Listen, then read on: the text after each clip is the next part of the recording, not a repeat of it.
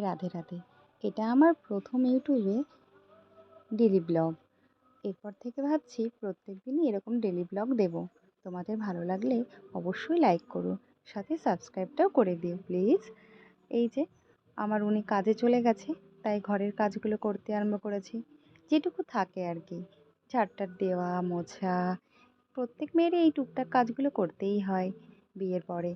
আমাকেও তাই। টুকটাক কাচাকুচিও করে নিলাম, কারণ অনেক দিন না কাচলে না অনেকটা জমে যায়। আর এই কমফোর্ট ব্যবহার না করলে না আমার না ভালোই লাগে না।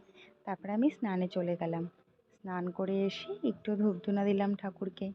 আর প্রথমেই যে ব্যালকনি থেকে আমি একটা ফুল গাছ দেখালাম, সেখানেই ফুটেছিল একটা নীলকণ্ঠ ফুল, তাই মহাদেবকে দিয়ে দিলাম।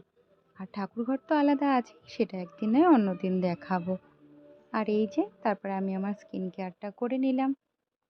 বাড়িতে যেহেতু মিস্ত্রি লেগেছে, তাই একটু ঘরটা দেখে আসলাম। আর তারপরে একটা বিড়াল যাচ্ছিল, ছোট্ট ভিডিও নিলাম। টাটা।